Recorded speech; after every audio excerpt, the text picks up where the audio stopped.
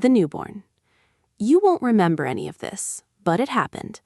You entered the world on a cold morning. The hospital smelled like disinfectant.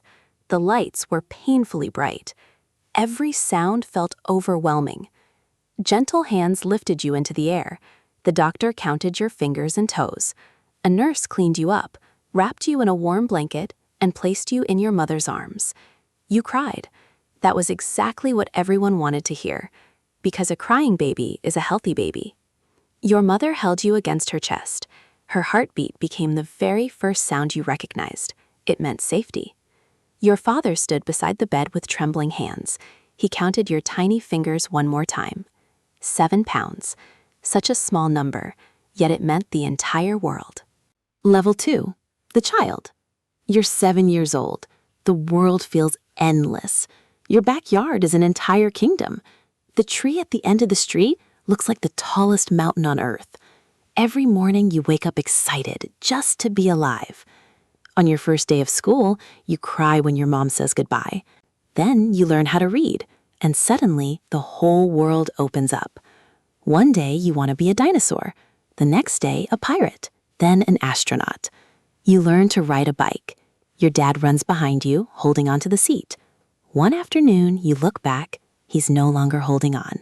He's standing far behind, smiling with pride. You make your very first best friend. You build forts, share secrets, make promises you're certain will last forever. Your parents feel invincible. You scrape your knee, your mom kisses it, and somehow, it really does stop hurting. Summer feels like it'll never end. You have no idea.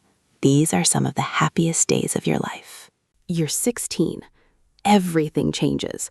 Your body feels like it's working against you. Acne, a voice that cracks at the worst moments, emotions you can't explain.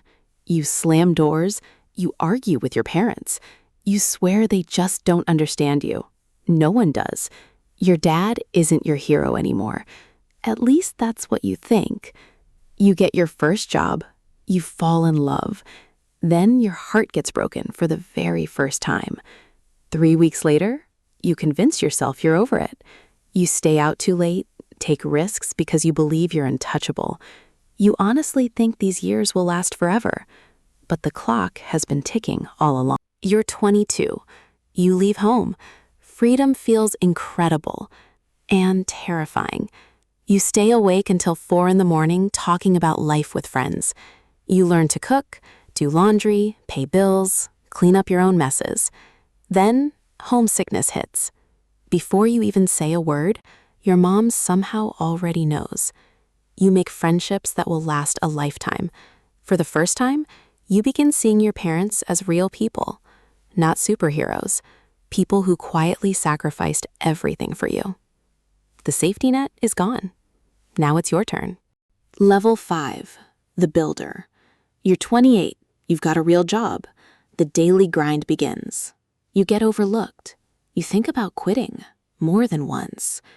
Then you meet her. This isn't teenage love. It's quieter, stronger, real. One day, you kneel down with shaking hands, just like your father once did. She says yes. You get married. You build a life together. It's not perfect. You argue over dirty dishes, rent, money, little things.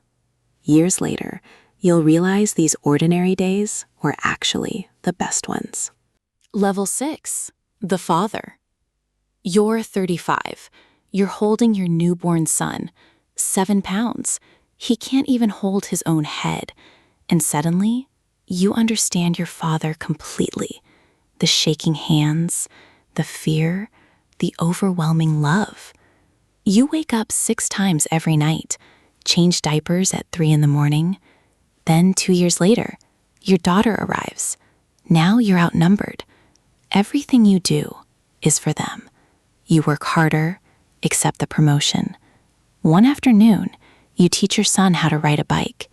He pedals ahead without you. Your heart aches because you know what it means.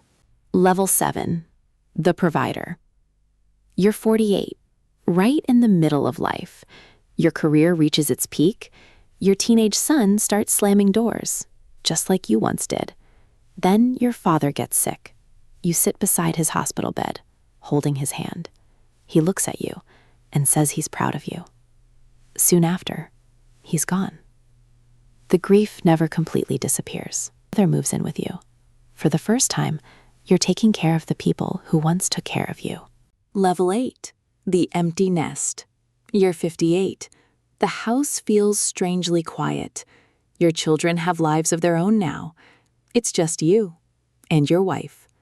You slowly learn how to be together again. Then your mother passes away.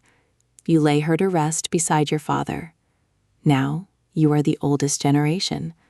You travel, you laugh, you hold your wife's hand, just like you did decades ago. Only now, you finally understand what truly mattered. Level 9. The grandfather. You're 70. Your son is holding his own newborn baby. You spoil your grandchildren in ways you never could as a parent, without the fear, without the pressure. Your body starts slowing down, little by little. Then your wife becomes sick. You sit beside yet another hospital bed, holding her hand, just like she held yours for decades. When she takes her final breath, half of your heart leaves with her. Level 10. The final goodbye. You're 85, lying in a bed that isn't your own. Your children surround you, holding your hands. You don't see grown adults anymore. You see the babies they used to be. Your grandson asks you to tell him one more story. So you tell him about the tree that once looked like a mountain. You close your eyes. Across the city, on another cold morning, a newborn baby lets out their very first cry. And just like that, the story begins again.